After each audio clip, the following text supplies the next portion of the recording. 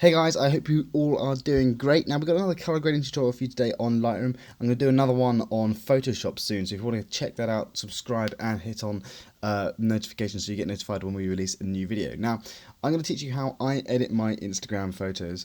This photo I downloaded off the internet from a website that shares raw files. Now, I think this is from the artist john.snip on Instagram, but do correct me if I'm wrong. There was no credit given where I downloaded this photo from, so I've tried to work out exactly where this photo came from. But we're going to be editing it in my style today. So if I go onto my Instagram account here, you can see these are the photos that I create, and these are the edits that I do. So we're going to be trying to edit like this today. Now go ahead and follow me on Instagram. It's Sebastian_JWB, and you can also go ahead and follow my brother Matthew_GKB. The links are down below in the description. So, first things first, what I like to do is just add some contrast to these images. So, I'm going to do this fairly quickly, this edit, just because I want to show you how I go ahead and do my edits. It's not going to be too much in detail. If you do want to know a load more detail on how to edit your photos, go ahead and check out our course. That is currently on massive sale at the moment.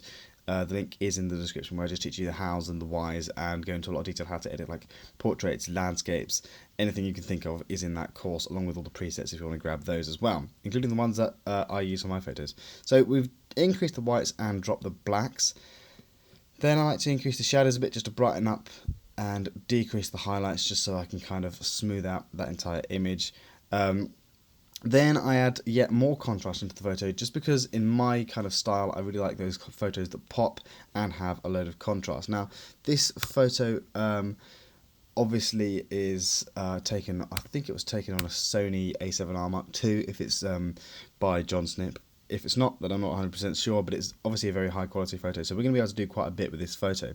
So I'm going to boost the temperature here a bit, just because I like to warm them up a little bit if it's got lots of skin tones in there. Otherwise you can make it look a little bit strange. Now, the next thing I do is drop the clarity, just because I like my photos to be very smooth. So we're going to close up the basics panel, and we're going to come back to the tone curve in a minute, just because if you want to see that, actually wait until the end, because that's kind of like the biggest change for this image. So then what I do, I like to identify the colours in the image that I want to be vibrant. So obviously the pinks I think are going to look really cool, vibrant. Obviously the purples in the shirt here, and then the greens we might mess around with a little bit as well. So I'm going to go onto the greens first and see what happens. So if I decrease the greens to the left, you can see it makes it more orange, although to the right we get this very vivid green. So I'm going to go for the vivid green just because it's very different and looks kind of quite cool and funky. Now, as for the oranges and the reds, I'm going to mostly leave those, drop the oranges ever so slightly, but because we've got so much skin tone in this image, I don't really like playing with these too much, just because it can really make the skin tone look very strange. So before and after, we've not done too much just yet, but you can see it's already looking a lot more punchy and the skin's already sort of blowing up vibrant a little bit more. Okay, so now onto the aquas. We're probably not going to see much change with the aquas and the blues, just because there's not much aqua in the image. Oh, okay, so the blues, we're going to be able to change the colour of the shirt quite a bit. Now, in this case, because we've got the flowers in pink, this girl's got blue eyes, I'm going to try and actually make the shirt a little bit more pink just by dragging the blue slider up to the right. You can see if I go all the way, it looks a little bit too pink. So a little bit to the right just to make it a little bit more pink, and then we're going to mess around with the purple sliders here, which is going to mostly affect the flowers. So again, a little bit more vibrant. And the magentas as well. Actually, I think I've got night mode turned on. No, I don't. Okay. And the magentas as well. Just going to drop those off slightly, I think. Doesn't seem to be doing much, so we'll drop those off slightly. Coming down onto saturation, I like to then find my target colour, my overall colour that I'm working on, and make that one punch while everything else is kind of more desaturated. So we're going to come down onto the blues here. We're going to drop off the saturation on the blues a bit, just because I think the shirt's a little bit too vibrant. Then obviously the aquas, not really going to do much apart from in the eyes, so drop that off. The greens, I'm wondering whether to drop it off completely or actually just kind of give it a bit of a boost just there. Sorry, the yellows rather. The greens I'm probably going to drop off because the overall colour is quite, I don't know, overwhelming. So we're going to drop off the greens. I'm going to leave the skin tones for a bit, maybe, because you see if I go too far it just looks unnatural. So leave the orange and the red saturation. Now onto the purples. So we're going to go pretty bright with the purples, and the magentas. Probably take those off a tiny bit, just because I want those flowers to be really punchy. So that's the before, that's the after. We're really beginning to get some colour contrast in there as well by messing around with the saturation sliders. Next is the reds. So I'm going to actually work on the skin tones here by increasing the oranges and the reds, just to kind of see if I can work on the contours of the face. Now, what you could do, and what John Snip does in a lot of his photos, again I keep saying it's him, I hope it's his photo, if it's not I will adjust who it is in the description, is a lot of dodge and burn, where you kind of work on making parts of the face darker and lighter so you get more contrast. Now I'll show you how to do that in another video in Photoshop. We can't really do it that well in Lightroom, so there's not much point getting into it. But I'm kind of showing you the colour grading today, so we'll work on that. Now I'm going to increase the greens and probably the yellows ever so slightly, just to brighten up that background a little bit.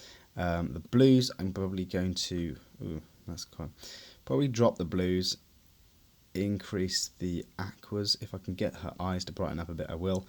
Then onto the purples, probably a little bit lighter on the purples, just because if I go too dark on the flowers, yes, they stand out more because you can see the colours more, but then the image just becomes too dark. So we're going to increase the purples a bit, and the magentas probably also increase that ever so slightly as well. But you see that is adjusting the skin tone as well, so we don't really want to mess around with that too much. Okay, so we're going to close the HSL slider there, and you can see the before and the after. Quite a subtle change so far, but it actually does make a dramatic difference to the overall image. Now, split toning is quite fun. What I like to do here is just drag the saturation up to about 8, press Option or Alt on my keyboard, and then just slide the slider along just to see which colours I think is going to work best in the highlights and in the shadows. So because my overall image idea here is going for pinks, because we've got pinks in the flowers and everything, we're going to try and work on adding some pinks either into the shadows or into the highlights, but I think probably the highlights is going to be the best place, and then some mild blues probably in the shadows. So something kind of like that I think is going to look quite nice. So it's very, very subtle, and I mostly just do this by eye. You can go like opposing colours on the colour wheel, sometimes can work quite nicely. So mess around. I'm doing this really quickly, so this could look better if I kind of go for a warmer colour in the highlights, but I think I'm going to stick with what I said. Okay, detail. Now, I like to make my photos incredibly smooth. That's why I dropped off the clarity earlier, and I'm also going to come down here and add in some noise reduction as well, which really smooths out the skin, really smooths out everything. Now, because this photo was taken on a really high quality camera, there's so much detail in this image, and it looks really, really good when you smooth everything out.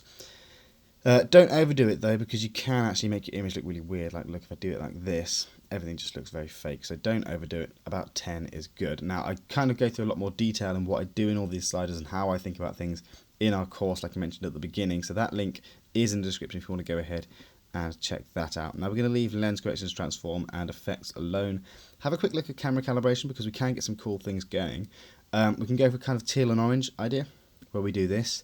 You'll recognise teal and orange quite a bit in lots of people's photos. Now that's completely got rid of the pink vibe that I had, but if I drop the red primary to the left, we can add in some more of those pinks, but you see what it's doing to the skin tone. So I'm probably going to just add a very slight touch in like this, probably -6 in the oranges, sorry, the red primary.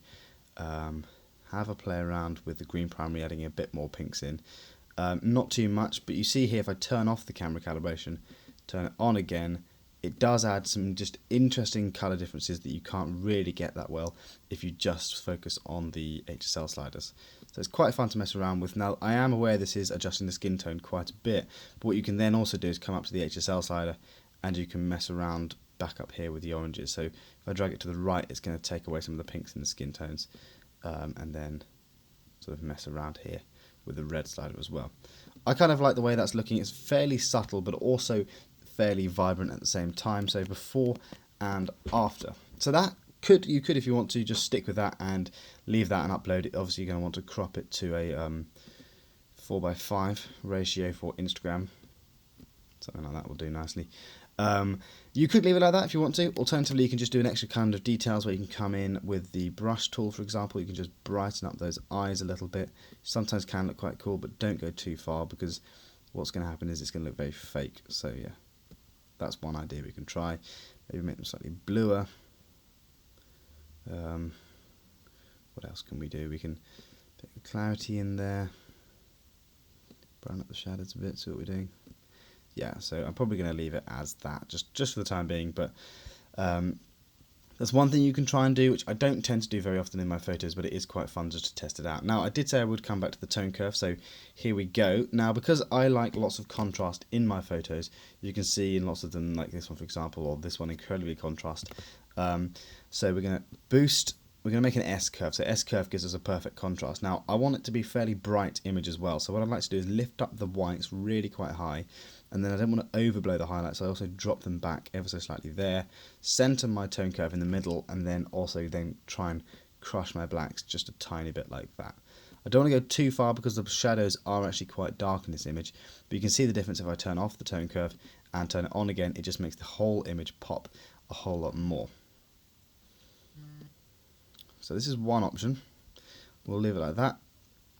And then we can come on to the RGB tone curve. This is quite fun to play around with, and I'm going to really quickly whistle through this just because I go into the detail in this so much in the course, and you can really spend a long time on it. So very cool thing to try, which I don't do in my photos, but I'll show you quickly now, is to put a bit of an S curve on each of the RGB channels, just because it gives it that kind of cool cross-processed almost look, and you can really play around with how much colour you've got seeping through into your images.